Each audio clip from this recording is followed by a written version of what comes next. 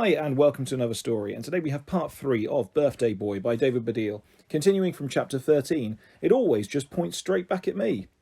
But at that moment the doors of the lobby opened again. By the beard of Drayton Park, gnome Billy Bags, what the pluperfect naughty eggs are you all lot up to down here? It was Grandpa Sam coming through the door, led by Carmel, a nice lady who worked at Abbey Court. Found him by the bus stop, said he was going to the countryside for the weekend, she said, laughing.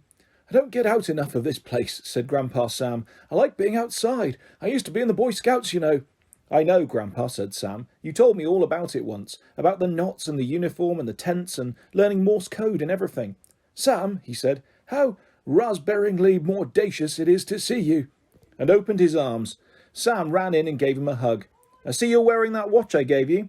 This was true. When Sam had set out for school that morning, he'd put on the old watch for the first time. In fact, since he'd got it, perhaps subconsciously, he'd already been planning to pop into Abbey Court and see his grandpa, who he knew would be pleased he was wearing it. Keeps fabulous time, that one. It was my dad's. Was it? Said Sam. Oh, yes. Sam looked at the watch with new eyes. It was nice in an old stuff kind of way. The strap was all brown and leathery, a bit like Grandpa Sam's skin, although not quite as pockmarked. And the face of the watch was gold and white. He could see that even though it was old, Grandpa Sam was right that it worked. The second hand was gliding smoothly around the numbers with no sign of hesitation. He decided he might wear it every day after all.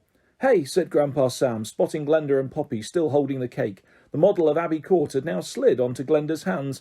She was, of course, refusing to lick off the icing. What a shambosingly terrible idea for a cake. What's going on? It's Sam's birthday, you silly old fool, said Grandpa Mike. Is it? Sam nodded. But Sam's birthday is the 8th of September. Is today the 8th of September?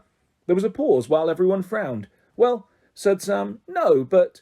I don't remember much, said Grandpa Sam, rubbing Sam's hair, but I always remember that, don't I? 8th of September, Sam's birthday. I was the first person to visit him in hospital, you know. Yeah, said Grandpa Mike, and you never let us forget it either. But he has forgotten, whispered Grandma Glenda, bending down towards Sam's ear. About your birthday being every day now. Never mind. We all know. Oh, well, if we're all giving you more presents, here, said Grandpa Sam. Have this too. He rummaged in his pocket and then took out a small battered-looking leather case. It looked really old, like something from the First World War. He handed it to Sam. What's that? Said Sam. It's a compass I've had from when I was in the Scouts. I was using it to find my way to the country. Yes, said the Carmel, patting Grandpa Sam on the back. Good if you do keep that, Sam. It might be better if your grandpa didn't have something with an arrow on it pointing the way out of here. Ha, said Grandpa Sam. If only. That arrow's wonky. It always points straight back at me. Follows me all over the place. Yes, well, anyway, said Carmel, waving all the residents back towards the inner door of the lobby. Party's over, I'm afraid. Chapter 14. Can't make out what you're saying there at all. Sam kept going to school on school days, but that didn't mean that his parents stopped celebrating his birthday at home. They changed some things around. For example, on September the 14th, Vicky swapped his breakfast donut for Sam's second favourite, French toast and Nutella, and from the 15th his presents, which on that day were a Nerf gun, a metal detector and a basketball, started to come not from his dad nipping out quickly to the shops, but from the internet. But otherwise it was always birthday business as usual. On September the 16th, while Sam was at school though, and Charlie was on his laptop scrolling through some shopping pages to try to find some presents for the next few days, Vicky said to Sam's dad, Charlie? They were in the kitchen. He was at the table and she was baking, of course, a cake, a football cake. Sam didn't like football that much, but she was starting to struggle for birthday themes. Do you think Sam would like a knight's outfit? Sam's dad asked. You know, with a helmet and a tunic and... Charlie, I'm a bit worried. Charlie turned away from the computer. About what? Vicky came over, dusting her hands. Well, about how we're going to, afford all this. Charlie nodded. Yes, I'm a bit worried about that too, because it is his birthday every day now. Yes, and so we're spending a lot of money on him every day. Yes, and we don't have that much. Yes. There was a pause while both of them looked at each other blankly, because it seemed as a result of Sam's wish, a world had arisen in which the idea that his birthday could not be every day was impossible to imagine, or understand if someone had turned up at the flat with an enormous placard reading, "It would make your life much easier if Sam's birthday was only once a year. Hey, what about making it, just an idea, the day he was born?" His parents would have looked up that placard, shaken their heads and gone, Nope, can't make out what you're saying there at all. Which perhaps explains why, at the end of that blank pause, and with Vicky still looking worried, Charlie just turned back to his computer on the page for the knight's tunic and helmet and clicked buy. Part 2. For he's a jolly good fellow. So, this went on all year. I can't describe to you every single birthday Sam had. Well, I could, but the book would be very big, and might fall painfully on your toe. So let me give you some of that year's highlights. Sam's best birthday bits. 27th of September, the chocolate birthday. Knowing that he loved chocolate, Charlie and Vicky decided Sam was allowed to eat chocolate all day. But it wasn't going to be just bars. Instead, his parents melted and shaped chocolate into the shape of other food. Chocolate bacon and eggs for breakfast. Chocolate burger, including chocolate buns, for lunch, and chocolate fish and chips for dinner. The 13th of October, Spock's birthday. Sam asked for this birthday to also be Spock's, even though it's unlikely the guinea pig had been born on this day. Then again, we know that it isn't a vital feature for birthdays at this moment. So Spock got a special breakfast. Not a donut or chocolate bacon and eggs, but a very neatly whirled piece of carrot and some lettuce cut like roses. He got presents, which Sam unwrapped for him. There were a swinging ball, a wheel, which he didn't use. He glared at it with quite a strong sense of, I'm a hamster. Well, am I? And another carrot. He seemed to like this last present best. 31st of October, the Halloween birthday. On this day, Sam's birthday had to be frightening, obviously. So his birthday breakfast included a blood drink, blackcurrant juice, and a cut-off fingers sausages with dobs of tomato sauce. His cake was in the shape of a skull. His party, because he had at least one every day, as we know, involved everyone coming as monsters. And when he went trick-or-treating later on, as the Grim Reaper, everyone in the street made sure to give him the best sweets in their buckets and say, Happy Birthday, as well as Happy Halloween. 5th of November, the Guy Fawkes birthday. Sort of like the Halloween birthday, but with fireworks instead of frightening stuff. They had a birthday cake with a little Catherine wheel and a little guy with golden flame-like icing underneath him. Vicky was quite pleased about these topical birthdays, the ones that went with other dates, as it meant she had a new theme. In the evening, they had their own fireworks party. Charlie hired, it cost quite a lot, a man to create a display that said Happy Birthday Sam in the sky. 20th of November, the skateboarding birthday. You've guessed the theme here, obviously. So yes, Sam had a skateboard cake. The whole thing in the shape of a board, with icing sugar, silver wheels, and his party was in the bowl, underneath Noam Chomsky House. His parents had the whole area docked out with lights, and there was music, and all Sam's friends from school who could skate brought their boards, and had a brilliant time. The only shame was that Zada, who Sam had not seen since that second birthday evening, didn't come, even though Sam had put an invitation through the door of every flat on the 15th floor in the hope that one of them would reach her. Sam really wanted Zada to see how much better he'd got at skateboarding through practicing all the things she'd taught him since that evening they'd first met. But she never came. 25th of December, the Christmas birthday. Ruby had been worried about this for some time. How would Sam's birthday work, being on the same day as Christmas? Charlie and Vicky explained that there were a lot of people who did have their birthdays on Christmas Day, but Ruby, who, let's not forget, was very clever, explained that was all very well, but those people were used to it. From the day they were born, they didn't have to suddenly get used to it out of nowhere this Christmas. So, what they did was split the day. They had Christmas in the morning, so that all the presents, Santa's and the ones under the tree, could be given out. And they took Christmas all the way up, in fact, to lunchtime, and then after lunch it became Sam's birthday again, which meant the grandparents staying all day. This worked out all right, and in a way was quite good, as the best part of Christmas is the morning. Once the Queen comes on the telly, as Charlie said, it's sort of all over. Plus, it did mean an extra burst of presents. Well, for Sam at least. But it did also mean a lot more eating. You try having turkey and roast potatoes and Christmas pudding, and then a cake at tea time. 31st of December, the New Year's Eve birthday. Same kind of issue here, although at least they didn't have to double up on presents. But Charlie and Vicky did always allow the children to stay up till midnight on New Year's Eve. In fact, they always did a secret thing, which was to go up to the roof of Noam Chomsky House. You weren't really allowed there, but because Charlie sometimes did some DIY work for the people who ran the tower block, he had been given a key to the roof area. It had been snowing, and it seemed as the Green family went out onto the roof to have been snowing more on the top of Noam Chomsky House than anywhere else, as if it was a mountain that was so high the weather was colder on the top of it. Noam Chomsky House was not a beautiful place, but here on the roof at midnight on New Year's Eve, it was a beautiful place to be.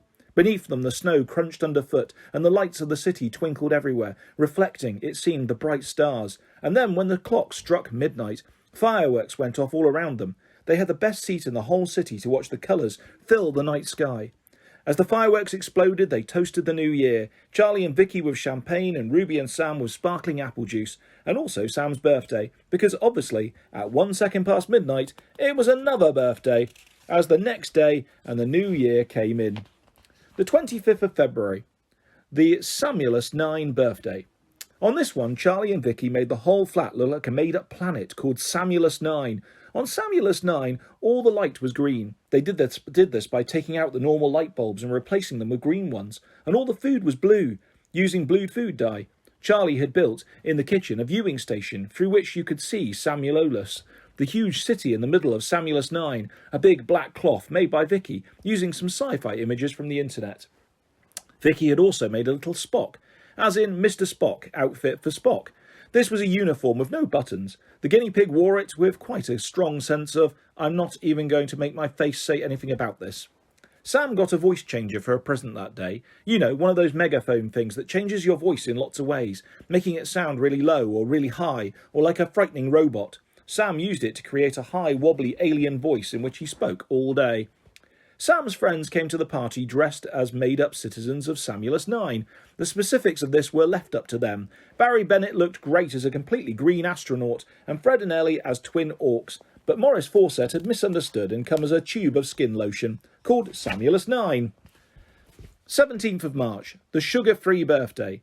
This was one that Sam felt he should do in order to be healthier. It didn't work. It was the only birthday idea to be abandoned halfway through. 3rd of April, the Easter birthday. As the weather had started to turn nice and the sun was shining, the Green family did an Easter egg hunt in the grounds of Noam Chomsky House, but also hid all Sam's presents at the same time. This was fun, although Ruby got a bit concerned about whether or not this day may have represented logistical problems for the Easter Bunny. It was decided it was okay. The 22nd of May. The running out of ideas tell you what, let's do as much of the day as we can standing on one leg birthday. I think the title of that birthday kind of tells you all you need to know, really. 3rd of June, Ruby's birthday. This was quite an awkward one. Ruby had in fact gone to her parents a month before and said, Mum, Dad, what about my birthday? What do you mean, love, said Vicky. Well, it will be my birthday in a month, and of course it's going to be Sam's birthday every day up until then, and on my birthday. Well, of course, said Vicky. Of course it will also be Sam's birthday. Yes, said Ruby. Yes, but we will have enough money left by then to get presents for people in this family. Oh, I'm sure we will, said Vicky, not entirely convincingly. Yes, said Charlie, even less convincingly. And will it, said Ruby with a hint of sadness, will it still be a special day? Do you think? And then, not quite as throwaway as she normally said it, more as if it really meant something this time. Actually? Vicky and Charlie opened their mouths to say, of course, and yes, and why ever not? All the things you would expect, but strangely nothing came out. Neither of them could quite promise that. As it was, it worked out not too badly. They didn't split the day like Christmas, too worried about which child might have felt favourited by being first. 2 cakes, 2 sets of presents, 2 parties. Ruby did feel it was a special day for her. Maybe not quite as special as if Sam hadn't been having his birthday, but still special. Also, Ruby didn't get a kitten.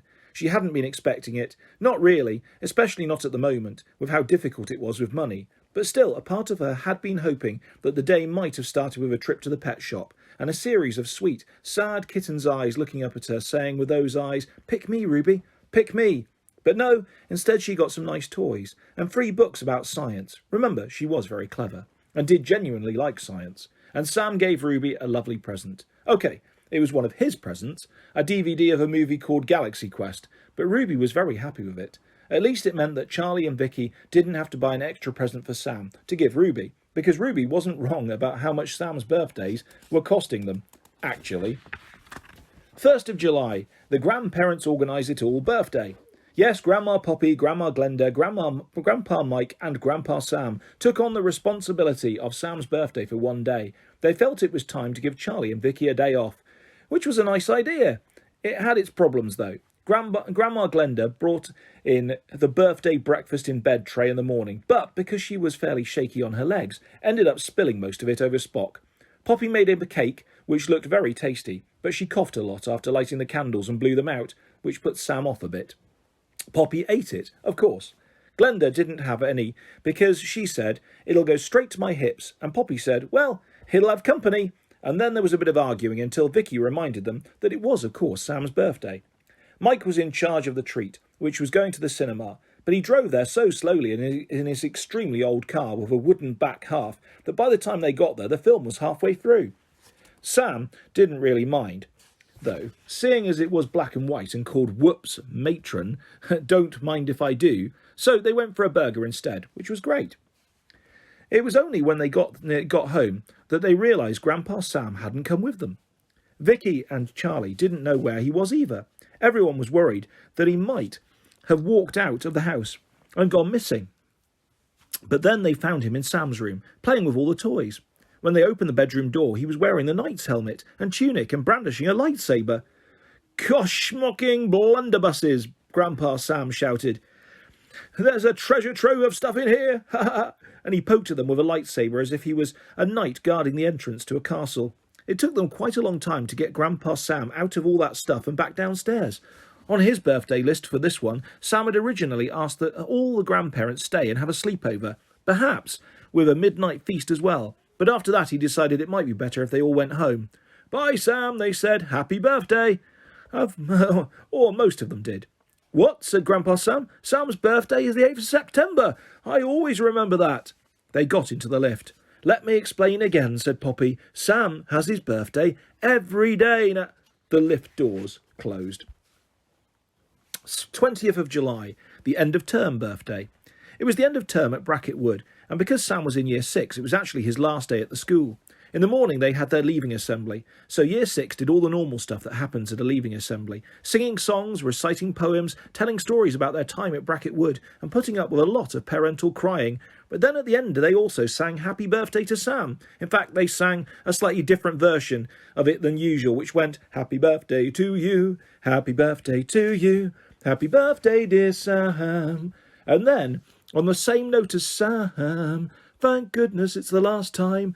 We've done this every day for a year, except the holidays, of course. I mean, we don't mind." "Well, I do," said Morris Fawcett, "but great that this is the last time." As I say, all on one note. Musically, it was a tad experimental, to be honest, for a leaving assembly, particularly as they'd just done red and yellow and pink and green. And then, "Happy birthday to you." 1st of August, the outdoors birthday.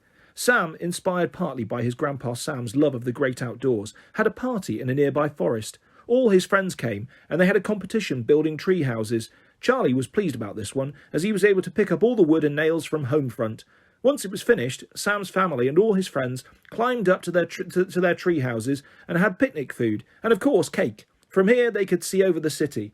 They stayed there for ages, right into the evening. As the lights started to go down, Sam, feeling very happy, looked to his left, where he could see the little island on the river, the one that was visible from the 17th floor flat. And that is where we will leave part 3 of Birthday Boy by David Baddiel. I'll be back soon with the next part of this fantastic story and lots more stories and videos coming your way very soon. If you'd like to subscribe or hit a like, that's always appreciated. Thanks for listening, guys. Take care. Bye-bye.